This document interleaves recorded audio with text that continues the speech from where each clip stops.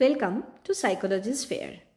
ওপরে যে দুটো লেটার তোমরা দেখতে পাচ্ছ আই অ্যান্ড কিউ, এটা খুবই পরিচিত তোমাদের কাছে। অর্থাৎ ইন্টেলিজেন্সের ভাষায় এটাকে বলা হয়ে থাকে আইকিউ। আইকিউ মানে হলো ইন্টেলিজেন্স কোশেন্ট, যাকে বাংলায় বলা হয় বুদ্ধাঙ্ক। এর একটা ফর্মুলা আছে। ফর্মুলাটা কি? MA/CA into 100। MA মানে হচ্ছে mental age, CA chronological age into 100। এটা হচ্ছে আমাদের আইকিউর ফর্মুলা।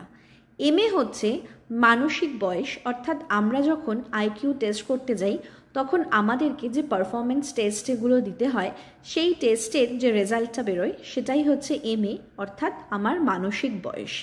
নেক্সট হচ্ছে CA ক্রমিক বয়স, অর্থাৎ আমার অ্যাকচুয়াল বয়স। তাকে যদি মাল্টিপ্লাই করা হয় 100 দিয়ে, তাহলেই আমরা পেয়ে যাব আমাদের আইকিউ।